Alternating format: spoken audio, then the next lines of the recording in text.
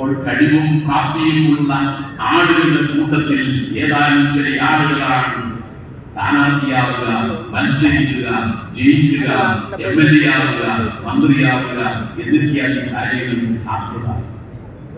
അല്ലാത്തവരൊന്നും അയോഗ്യരല്ല.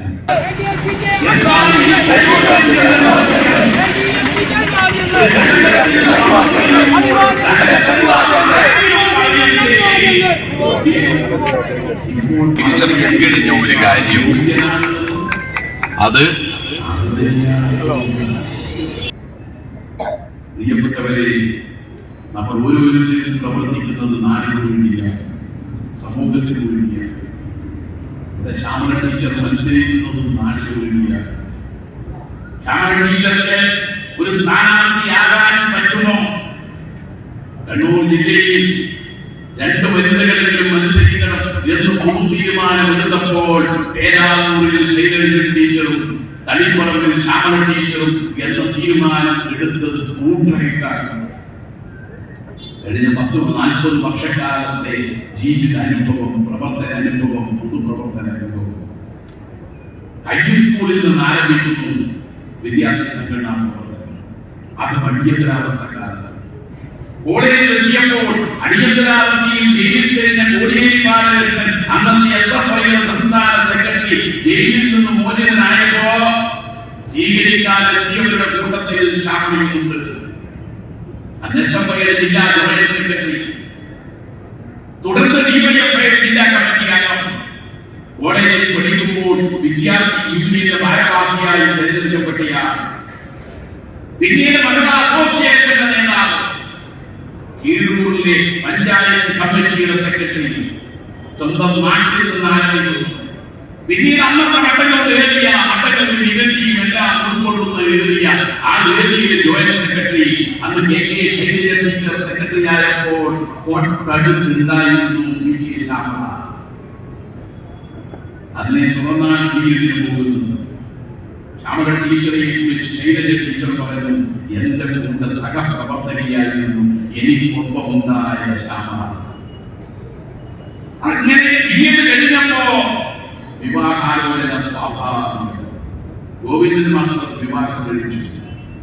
പിന്നീട് പ്രവർത്തന കേന്ദ്രം മൊറാളിയും തളിപ്പറമ്പുമായി. അപ്പോഴും മൊറാളിയിലെ സെക്രട്ടറിയായി പ്രവർത്തനം ആരംഭിക്കുന്നു. ആളുകൾക്ക് വരുന്നു. തളിപ്പറമ്പ് ഏരിയയിലെ മകളാ നേതാവ്, ജില്ലാ സെക്രട്ടറിയായും സംസ്ഥാന ജോയിന്റ് സെക്രട്ടറിയായും കേന്ദ്ര കമ്മിറ്റി അംഗവുമായി മഹിളാ രംഗത്ത് പാർട്ടിയും ജില്ലാ കമ്മിറ്റി അംഗം. ഭരണപരിചയമാണെങ്കിൽ മുനിസിപ്പൽ ചെയർമാനായി, ബ്ലോക്ക് പഞ്ചായത്ത് അംഗമായി പരിചയം. ഇങ്ങനെയുള്ള ഒരാൾ സ്ഥാനാർത്ഥിയാകാൻ ഇന്നത്തെ നിലയിൽ കേരളത്തിൽ പരിഗണിക്കുമ്പോൾ, ഒരു വനിതാ സ്ഥാനാർത്ഥിയായി നിർത്തുമ്പോൾ ശ്യാമള ടീച്ചർ അല്ലാതെ മറ്റാരാണ് പരിഗണിക്കേണ്ടത് എന്ന ചോദ്യമാണ് ഉയർന്നു വരുന്നത്. അത് ഭർത്താവ് പോയതുകൊണ്ട് ഭാര്യ വന്നതല്ല, ഭാര്യ പോയത് കൊണ്ട് ഭർത്താവിനെ എടുക്കുന്നതുമില്ല. കേരളത്തിൽ ദേശീയപാത യാഥാർത്ഥ്യമാക്കിയ പിണറായി വിജയനല്ലേ, മറ്റാരെങ്കിലുമാണോ? അപ്പോ ദേശീയപാത യാഥാർത്ഥ്യമാക്കാനുള്ള നടപടികൾ സ്വീകരിച്ചു ഉൾപ്പെടെ ഈ നാടിന്റെ വികസനത്തിന് വേണ്ടി ഇറങ്ങി പുറപ്പെട്ട ഇടതുപക്ഷമല്ല മറ്റേത് പക്ഷമാണ് ഈ നാടിന്റെ പക്ഷത്ത് നിൽക്കേണ്ടത്.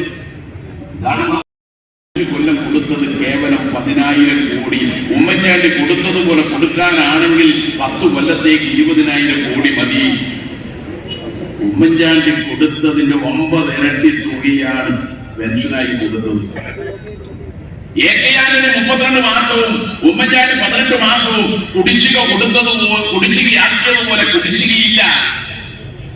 അതാണ് ഇടതുപക്ഷ ഭരണം. അദ്ദേഹം പറഞ്ഞു, 4.25 ലക്ഷം പേർക്ക് പട്ടയം നൽകിയ റവന്യൂ മന്ത്രി K. രാജനാണ് സ്വർണ്ണ മോതിരം കൊടുക്കുകയാണ്. ശ്യാമള ടീച്ചറെ സംസാരിക്കുന്നതിനു വേണ്ടി ക്ഷണിക്കുക. 10 വർഷക്കാലമായി ഇടതുപക്ഷ ജനാധിപത്യ മുന്നണി നമ്മുടെ സംസ്ഥാനം ഭരിച്ചുകൊണ്ടിരിക്കുന്നതിന്റെ ഭാഗമായിട്ടുള്ള നേട്ടങ്ങളെ കുറിച്ച് സഖാവ് MV വിശദമായി പ്രതിപാദിക്കുകയുണ്ടായി. പ്രതിനിധീകരിക്കുന്നതിനു വേണ്ടി ഇടതുപക്ഷ ജനാധിപത്യ മുന്നണി സ്ഥാനാർത്ഥിയായി മത്സരിക്കുന്നതിനു വേണ്ടി എന്നെ തീരുമാനിച്ച കാര്യം നിങ്ങളൊക്കെ അറിഞ്ഞിരിക്കും. ആ പദവി ഏറ്റെടുത്തുകൊണ്ട് ആ സ്ഥാനാർത്ഥിത്വം ഏറ്റെടുത്തുകൊണ്ടുള്ള പ്രവർത്തനത്തിന്റെ ഭാഗമായി മുന്നോട്ട് പോവുകയാണ്. ഈ പ്രവർത്തനങ്ങൾ, നമ്മുടെ വികസന പ്രവർത്തനങ്ങൾ ഫലപ്രദമായി തുടർന്നു പോകുന്നതിനു വേണ്ടി നിങ്ങളിൽ ഇവിടെ സൂചിപ്പിച്ചതുപോലെ ഈ പ്രവർത്തനത്തിനൊക്കെ തന്നെ ഭാഗമായി ഇവിടെ 2 പ്രാവശ്യം മുനിസിപ്പൽ ചെയർമാനൊക്കെ ആയപ്പോൾ ആ ചുമതല ഏറ്റെടുത്ത് പ്രവർത്തിക്കാൻ സാധിച്ചത് അക്കാദമിക് പാണ്ഡിത്യമായിരുന്നില്ല, മറിച്ച് വർഷങ്ങളോളം ജനങ്ങളുമായി ബന്ധപ്പെട്ടതിന്റെ ഭാഗമായി ജനങ്ങളുമായി ഇടുകിച്ചേർന്ന് പ്രവർത്തനത്തിന്റെ ഭാഗമായിട്ടുള്ള അനുഭവങ്ങളാണ്. എന്താണ് സാധാരണക്കാരുടെ പ്രശ്നങ്ങൾ, ജനങ്ങളുടെ പ്രശ്നങ്ങൾ എന്താണ്, ആ പ്രശ്നങ്ങൾ അവരുടെ ഭാഗത്ത് ചിന്തിക്കാനും പ്രവർത്തിക്കാനും കഴിഞ്ഞതിന്റെ ഭാഗമായിട്ടാണ്. ആ അനുഭവങ്ങളുടെ അതാണ് എൻ്റെ മുതൽക്കൂട്ടെന്ന് പറയുന്നത്.